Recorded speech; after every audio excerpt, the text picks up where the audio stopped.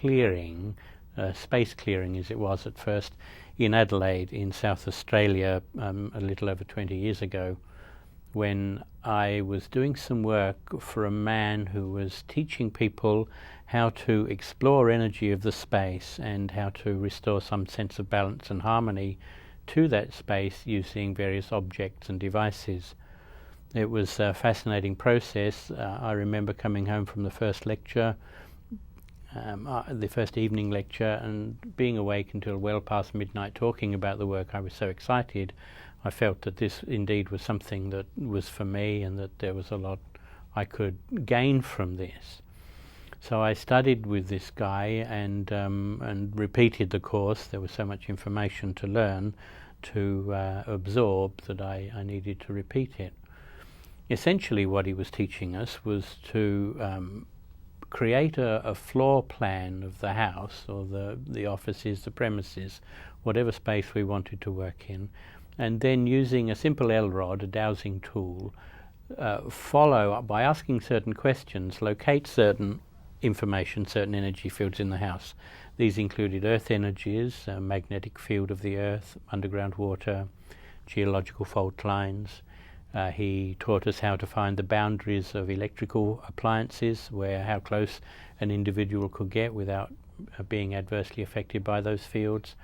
And he taught us how to locate metaphysical or emotional charge left behind in the environment by previous owner-occupiers of the property. He also taught us how to use or to make different objects and devices to put into the environment that would somehow stabilize or neutralize a lot of these energies. Why we would even want to do that, why we would look at the environment, for me, of course, before I attended his workshop, was just not on the radar. I just didn't even consider how my environment could be affecting me for better or worse. There was no way with my education that I could understand that. But the more I studied it, the more I realized, of course, that we are in a constant relationship, constant interaction with the energies of the environment. They're impacting us, we're impacting them. And if we are not particularly strong, if we have a compromised immune system or we're emotionally distressed, then these energies, some of them at least, could have an impact upon our well-being. So the relationship between the space and the people became more and more obvious the more I studied this, of course. So people who would seek this sort of work out were people who are becoming aware of how they were feeling. They've tried all sorts of other methods to increase their well-being, to increase harmony in their lives, to increase wealth, all sorts of things. But they came to the point where they were beginning to recognize that it could be something in the environment. So for a long time, Feng Shui has been a pretty popular process by which people can work with the energy of space. But this actually takes it to a different level. It looks at it from a slightly different perspective.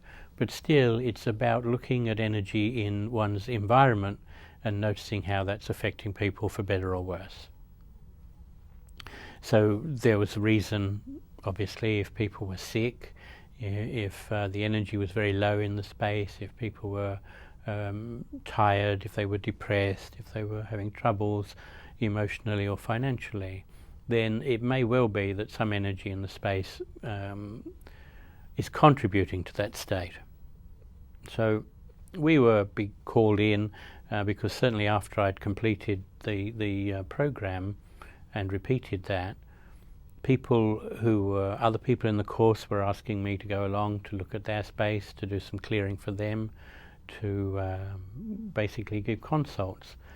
And it was a very exciting, very interesting way to begin to earn a living, traveling around, meeting lots of different people and exploring the energy of space, and by again putting these devices in, change the energy. This didn't sit totally well with me because of my Buddhist background, the understandings at least I had of the teachings, because if I were to go in and look at the energy of space, if I'm going to bring about correction, I would have to judge energy as being good or bad, better or worse, and then I would have to determine which energies were unhealthy, which were a problem, and then determine what to do to fix that. My philosophy, my understanding is a lot simpler than that, a lot more basic, but that unfolded as we worked more and more, as I became to understand the nature of the work, what it was all about. The idea of space clearing is to work with a floor plan, to draw, and then using the dowsing rod to mark all of the different energy fields that you find, that you locate on that floor plan, and then you would go home and you'd sit down with a pendulum, simple pendulum, to give you yes/no answers, to determine what the problems were and what devices were needed to bring about balance. You'd determine the devices, and then of course you'd spend at least a day in the garage hammering away, making all of these weird and wonderful shapes and designs that were used then to go back to the house, to relocate all of the disturbances and place these devices in the environment. They certainly seemed to be working. We were getting some good feedback from the clients. I had no idea, of course. Without the feedback, I would have stopped a long time ago, but we were getting a lot of positive feedback, so perhaps this was indeed working. And I hadn't been consulting for very long, just a few weeks really, when I met up with a friend, an astrologer, who told me about this clearing work and the balance that was being restored and how important it was for my journey to do this work. And then she said, "And you're doing this work with your mind, are you?" And I thought, oh dear, she's lost the plot. No, I'm using these devices. For me to imagine that I was using my mind was just too big a step, too big a leap. I came from a relatively conservative background, and for me to be using a pendulum was already on the edge of acceptable behavior. I didn't want to go any further into the unknown by using my mind. I certainly didn't understand what she was talking about. I truly believed I was using the devices to change the energy. So we agreed to let that one go. She didn't talk about it anymore, nor did I, and I promptly forgot about it. Until a week or so later, I was called into Adelaide to work on a house. I'd already been to these people's store, and we used all of the devices in the store. We changed the energy in the space, and certainly it worked. They turned around, the turnover increased, cash income increased, everyone was happier at work. So there was a lot of change that we were able to bring about by using these devices in the store. So the lady was expecting, of course, all of the devices to be placed around the house. I went through the property, and I had a sense when I walked in that it was pretty dark, pretty heavy. There was something we could do to, move the energy to lighten things up. But of course I didn't determine what that was until I got home, and I sat down with my floor plans and I took the pendulum out. And I kept asking, what changes were required here and here and here, and none. And all of the time the pendulum indicated none. But I knew from my limited experience that there was a problem in the space, and we should really try and do something about it.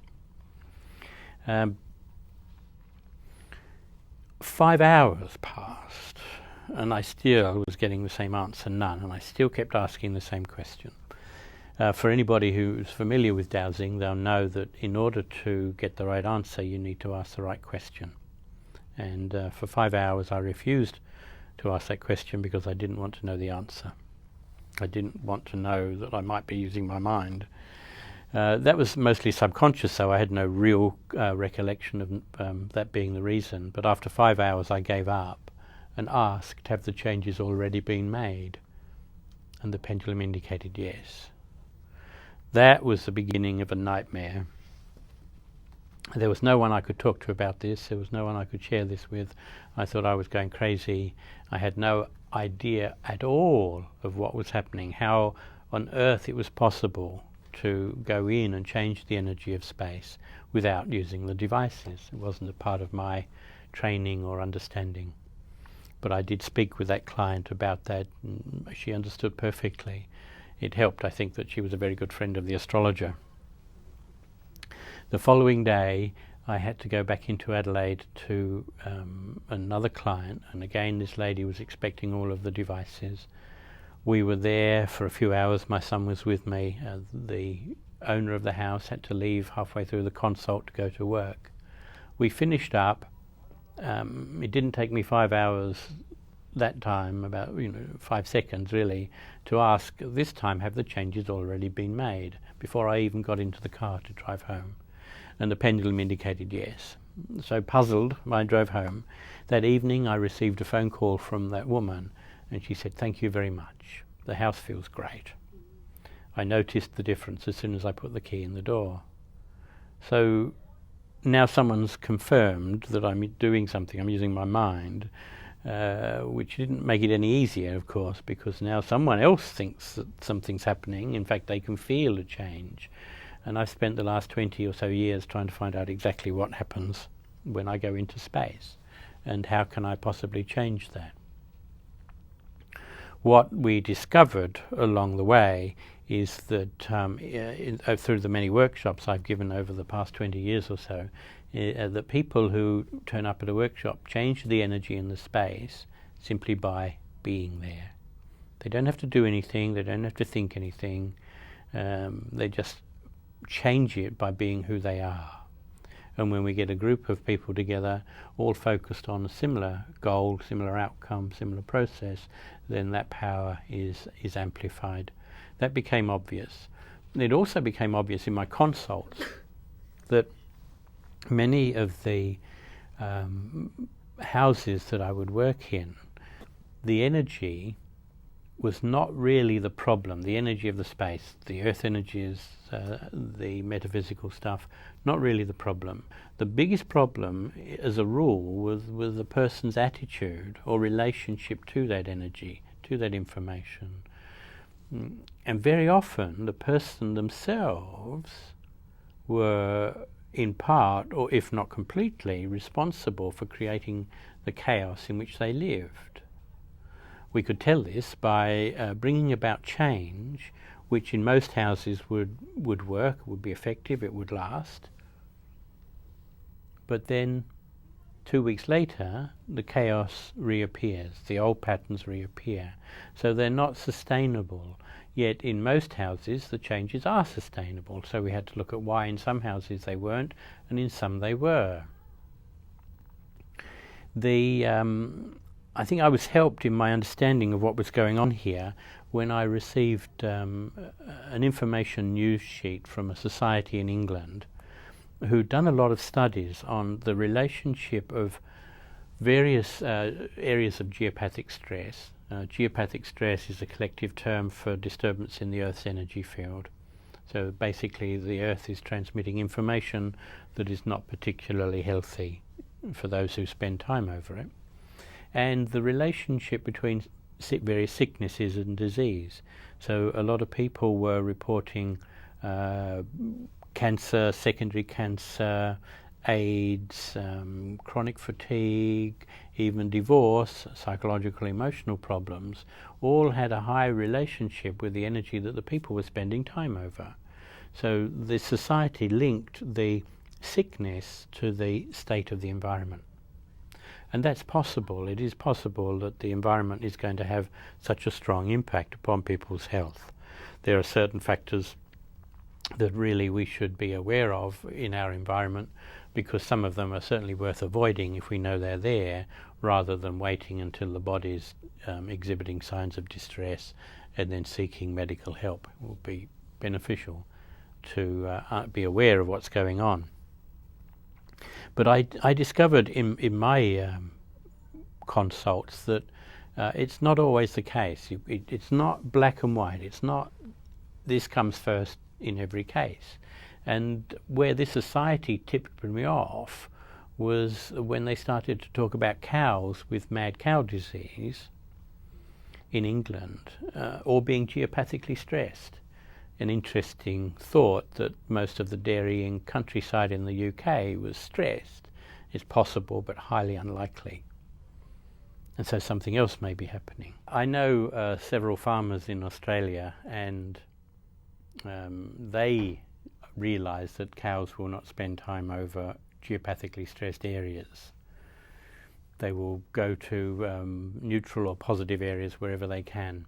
In fact, I spent some time in Sri Lanka with a Swami who used to watch where the cows would sleep every night, and then he would kick the cows off and build his little house there because he knew that would be a beneficial environment for him. Of course, you've got to watch and build a reasonably strong fence around your house, otherwise the cows will come in and sleep in your living room. So recognising anyway that cows will avoid geopathic stress if at all possible, then if the study that's connecting geopathic stress with mad cow disease is correct, then it would mean A, that the cow doesn't have a choice, or that B, where it sleeps, or that B, the countryside of England is entirely geopathically stressed, but I doubt that very much. So what is the other alternative, and certainly from my understanding, is that the cow, if they're mistreated in any way, their diet, the way they're looked after, the way they're cared for, is in any way a problem. That cow is going to develop stress.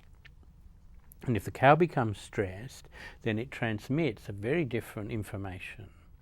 They're much the same as humans. You know, if someone you like being around happy people because you're picking up on the information of happiness. You don't like being around depressed people because they transmit depression and it doesn't feel particularly comfortable or welcoming. So there's a certain information that we transmit all of the time. The energy of the earth responds, reacts to that, and it's the same with the cows. Many of the houses that I looked at when I was doing a lot of consultations in Australia, where people had been sick for a long time or depressed, we would find an unusual amount of negative or disturbed earth energy beneath the bed or the place where they spent most of their time. In a regular house without sickness, you wouldn't find this. It's most unusual.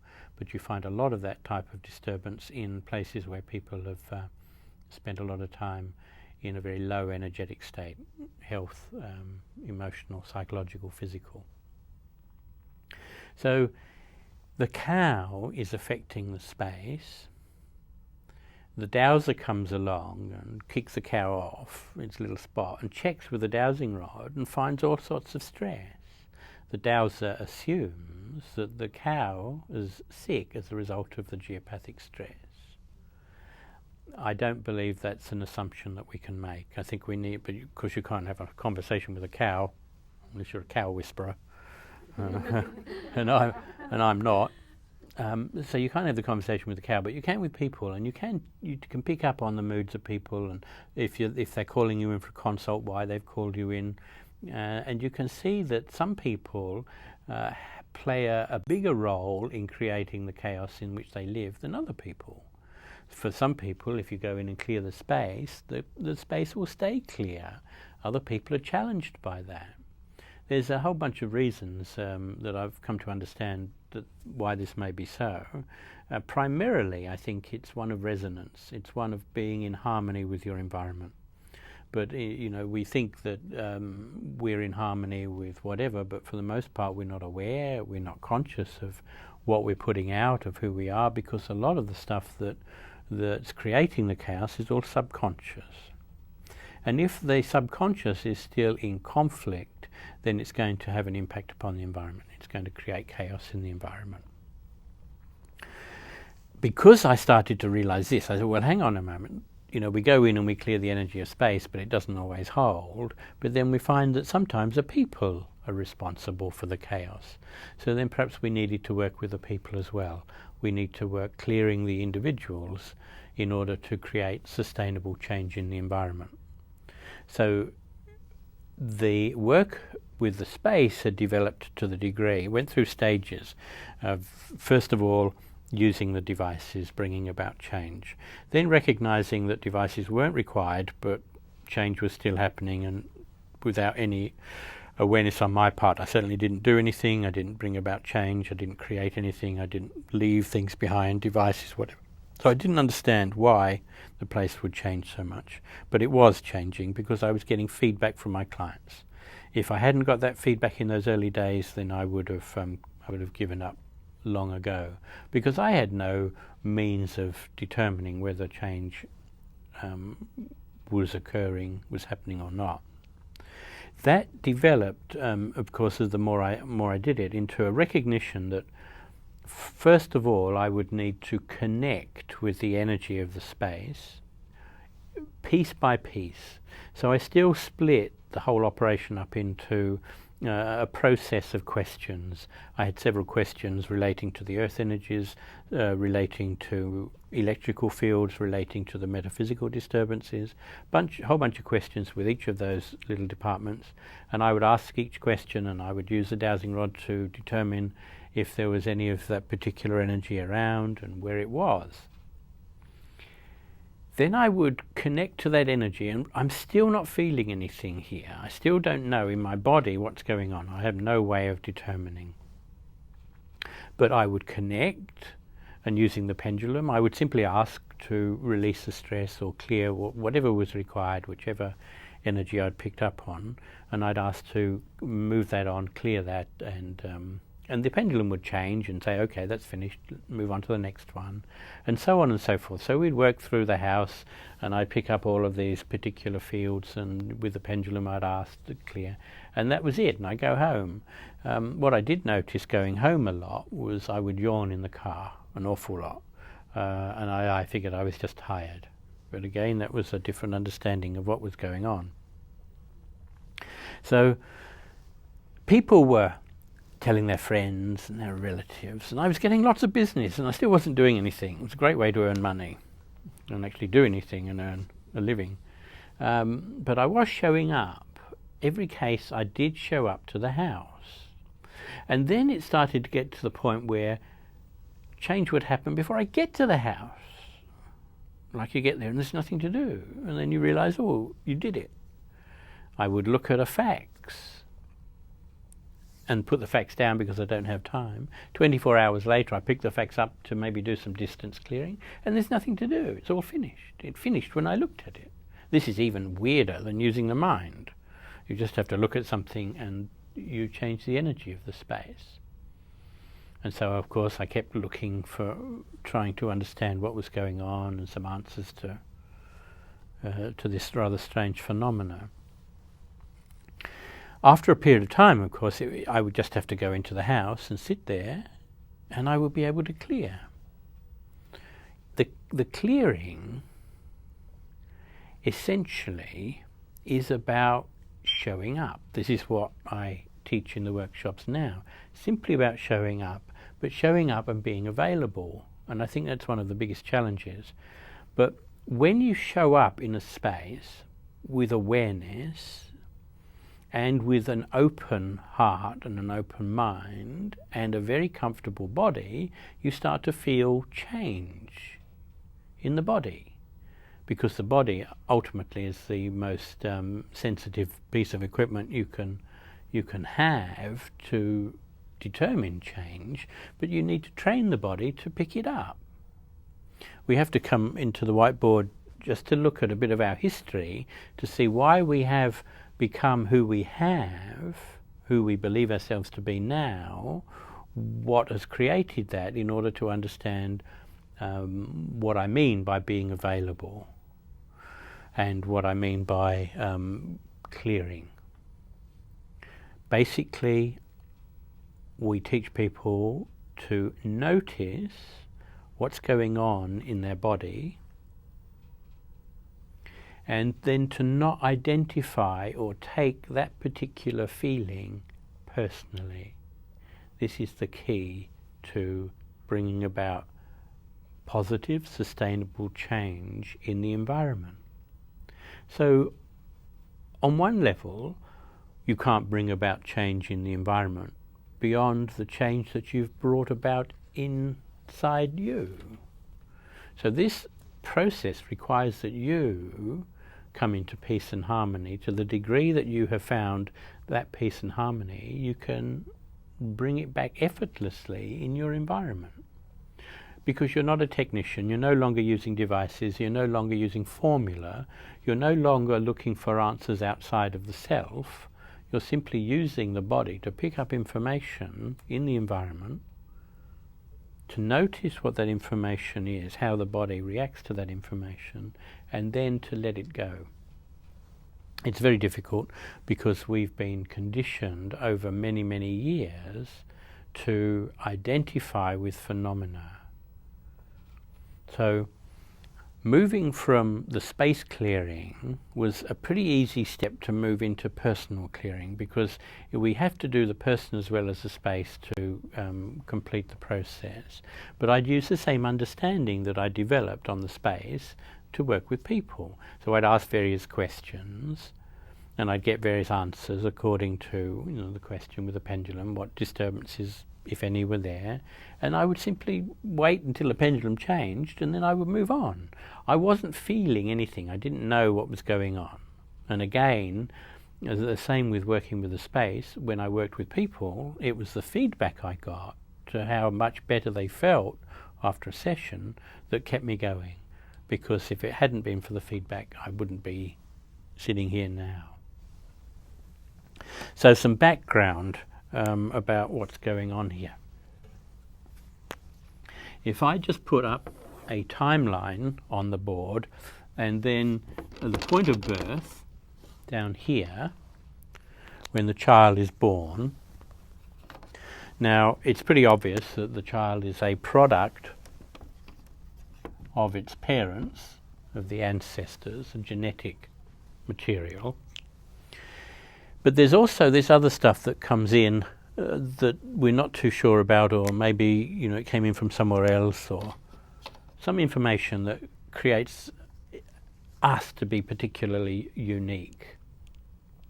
In my case, it was the language or teachings of the Buddha, which I had intuitively sort of built in, but they certainly weren't a part of my parents' history or my family.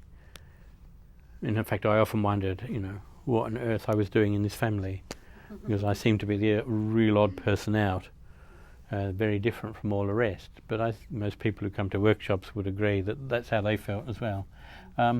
When I first sort of started to explore that, as I said, I labelled this as a past life experience. That's an easy thing to do. But the more you tread this particular path, I think the more you'll see that that may be not the case. But if you're happy with that at the moment, then you can stick with that. What happens then in those early years of childhood, and if we look at the first 6 years being very, very formative, the young child at 6 really hasn't developed the ability to discern information. It's not judging information. It's simply there.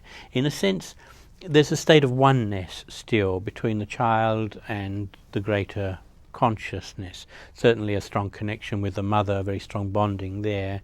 So the child hasn't yet developed so much individual personality, so much separation. It's still a part of the oneness.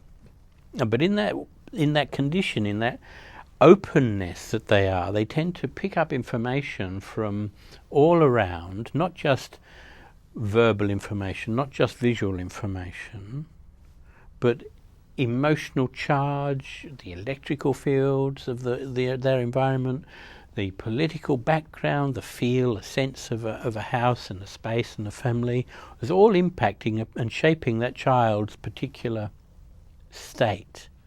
And it's shaping it on a cellular level. So the child is actually responding or reacting to its environment on a cellular level, which then becomes established. And it establishes then the personality that child then uses to go through life. It's the foundation, it's a skeleton upon which that child's life is built. But it's also the collection of points of view which we call personality, around which everything else is developed, around which everything else unfolds. Now, as we start to get older and we start to experience more of life, we start to have experiences that we particularly enjoy. We have experiences that we don't enjoy very much at all. The ones that we don't have the capacity to deal with, the emotional or physical maturity, we try and deny. It's a survival mechanism in what a child might see as a hostile environment. The world may be very hostile to a young child. If they don't receive the complete love, then that's going to be a problem later in life.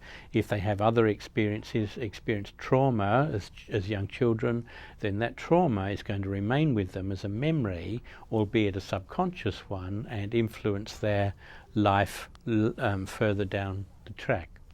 So, simplistically put, the information that we fail to deal with, that we can't deal with because it's too uncomfortable, becomes what Jung would call our shadow. I don't draw shadows very well, but what we do, call it in the workshop, is we say, well, this is your backpack.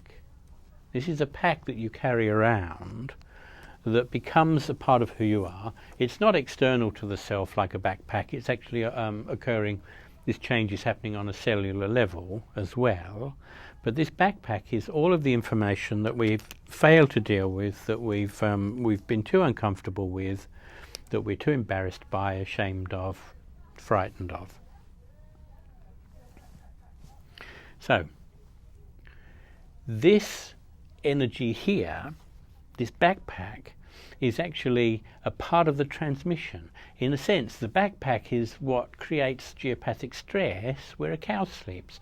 A backpack is what creates geopathic stress where a sick person or a depressed person sleeps. So what they're doing is actually creating an environment that resonates with who they are.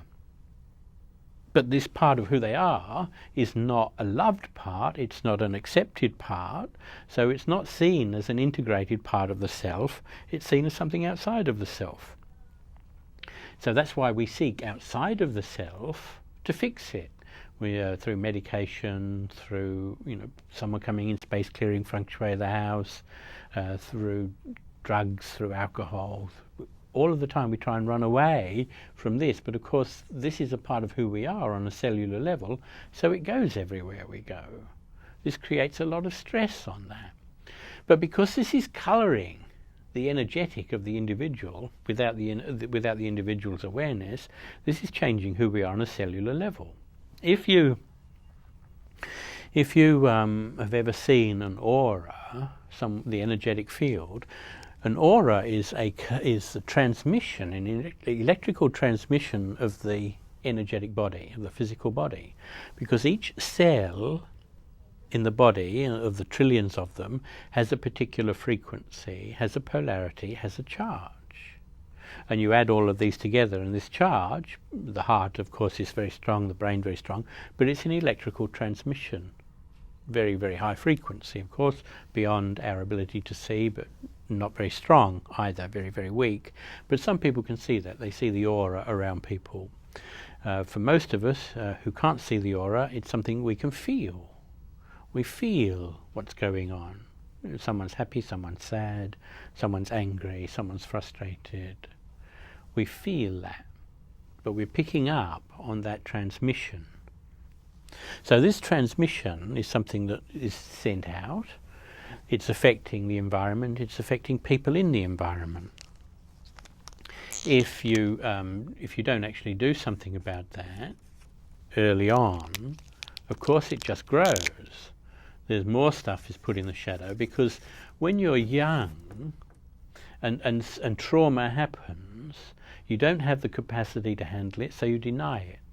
Shut it away, put it in the backpack, deal with it tomorrow, we'll look at it tomorrow. And this denial skill that's learnt in early childhood is great when you're a child, but as we grow older, then really we should grow out of it. But we don't. It's become such an ingrained skill that we continue to practice it way into old age. And the more we practice it, the more we become that which we practice. And if you're not careful, by the time you get to my age, you look a bit like this. With this massive backpack, massive pressure. This is putting huge amount of pressure on the immune system. It's creating massive stress in the body. It creates premature aging. It will create all sorts of sickness and disease, because this is all an energetic imbalance. This is all an unloved or denied part of the self. Jung was reported to have said, in fact he did say, that one does not become enlightened by imagining figures of light, but by making the darkness conscious. This process, he said, however, is disagreeable and therefore not very popular. I mean, not only is it disagreeable, it's something that we don't even recognize is happening, because we've never taken this point of view. We've never developed the objectivity around who we're becoming to say, well, look, I've got all this stuff. I mean, the more you're lost in this, the more you take it personally, the more you take it seriously, the more you will look outside of yourself for answers, the more chaos you create in your environment. And it's when you start to notice that this is a problem, but because you're lost in this, you can't step outside of it and say, oh, that's the problem. The part of this problem is that you'll externalize. So you look outside of the self, you look at the environment, you get someone come in there to do something, you'll blame the neighbor, you'll blame the weather, you'll blame the government, you'll blame the neighbor's dog, anything but you. So it's all of the time externalizing. And of course, the more you externalize, the more you blame, the more pressure builds up in the system. And then, of course, that pressure needs to express itself and release. This is a part of the journey that we're all on, whether we're aware of it or not.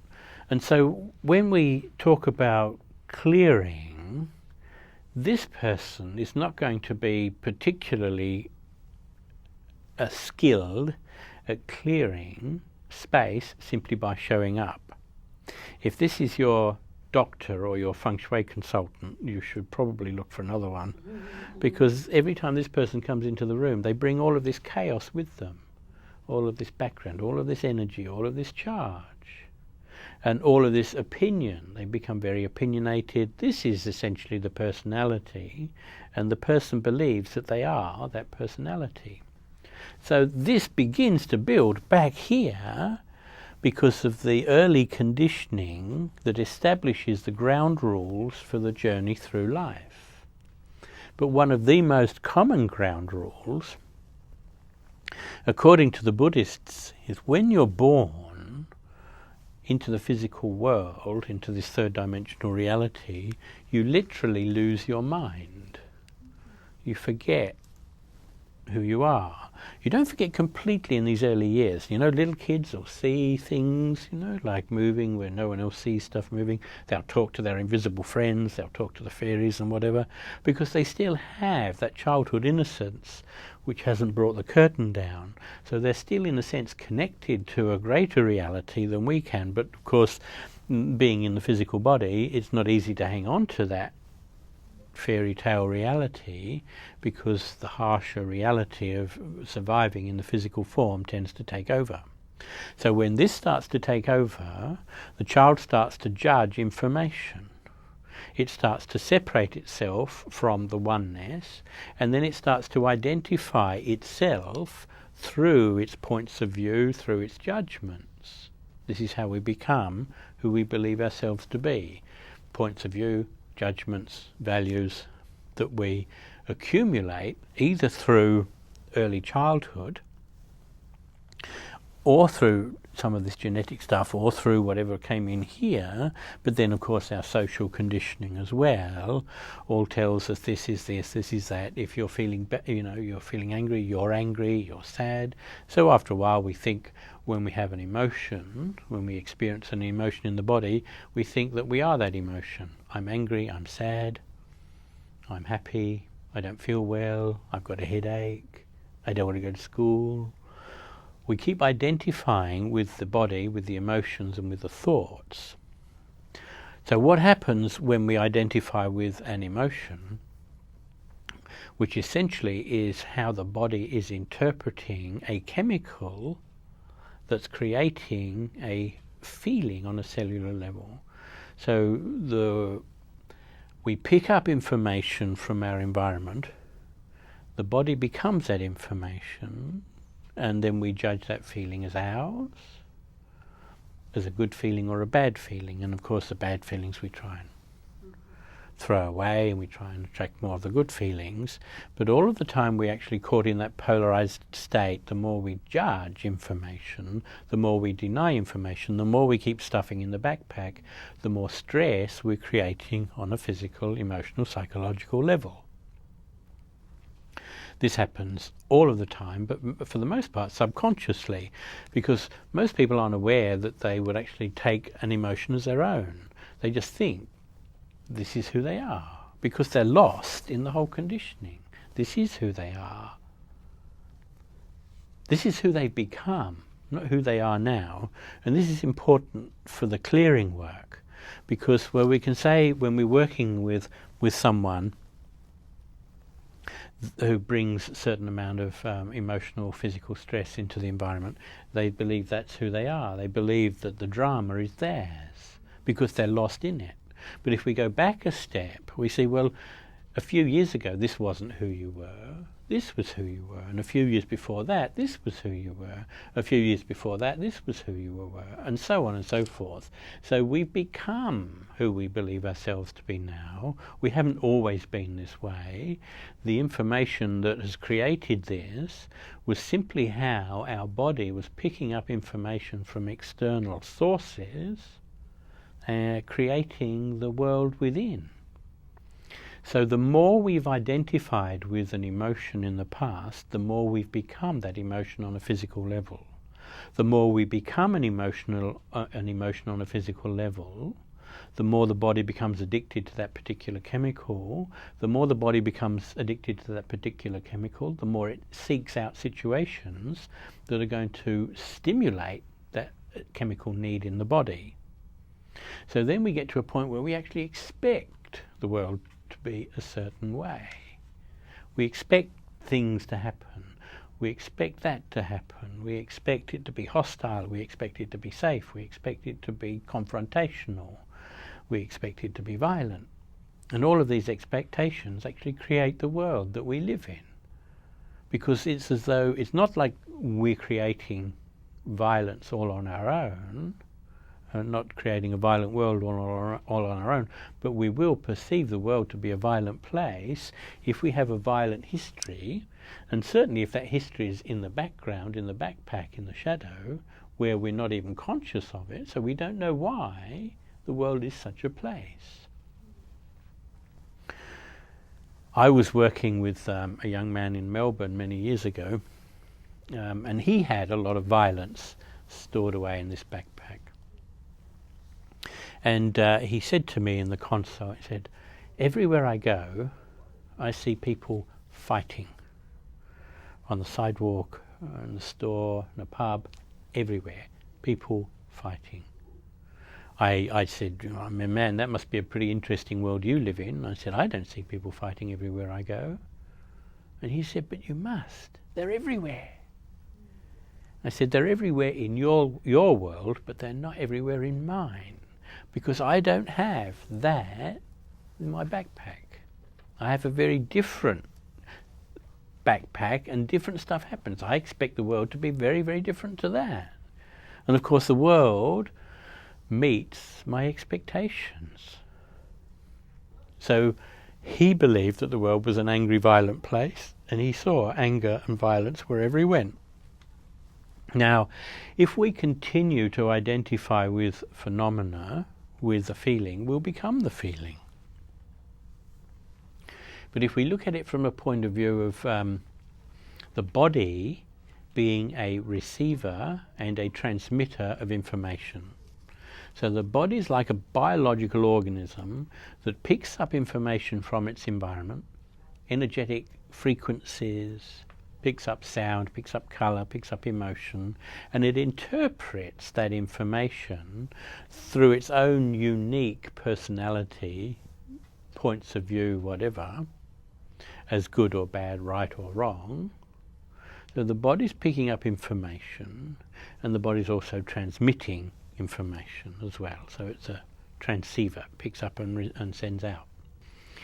If we look at a radio, and to get music out of a radio, it either needs batteries or it needs to be plugged in to the mains and turned on. Well, the body's the same as the radio. When it's turned on, it's born. And that's the point where the body's turned on. Then with the radio, you've got the dial. You can select short wave, medium wave, long wave, whatever wave. And then you can, by adjusting the tuner, pick up different information. The information is then interpreted from radio signals into sound. Music, speech, sports, whatever you've got yourself tuned into. You're picking up out of the air the information that the radio is then translating out into a frequency, or collection of frequencies that you determine to be voice, music, whatever. When you turn the radio to a different station, between the two stations you get a lot of static, crackly noise, and then you get another station. And you can do this all day. You can pick up different radio stations, different frequencies all day. You keep changing. None of the music or the talk or the sports that you pick up on a radio actually belongs to the radio. It's just how the radio's interpreting information that it's been tuned to pick up. But the sound, the music itself does not belong to the radio. It's simply how the radio's interpreting that information. The body's the same. The information that the body picks up does not belong to the body. It's simply information that the body, with its very complex mechanism, is picking up, and your interpretation of that data is very, very unique. So we each interpret the data slightly differently, but the information itself is not yours. When I went through my first 6 years, it was a very traumatic time, energetically. I was a very sensitive young boy, I believe, but because of my environment, I actually closed down. I shut down the sensitivity in order to survive. In some ways, you might think this is a good thing. Most people think it's a bad thing. It just was. I mean, I've gotten over the judgment of whether it was good or bad. It certainly had a huge impact upon how life unfolded for me, but not necessarily a negative one.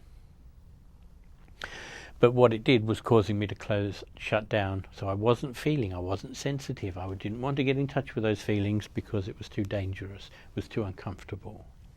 So I didn't. And so, of course, by the time I'm out there with my space clearing and I'm using the dowsing rod to explore different energy in space, the dowsing rod's locating the different energy fields, but I'm not noticing a thing. And this went on for a long time.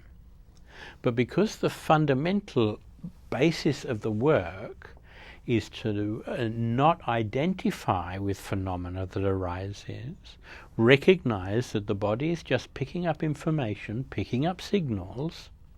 The signals don't belong to me. I can let them go.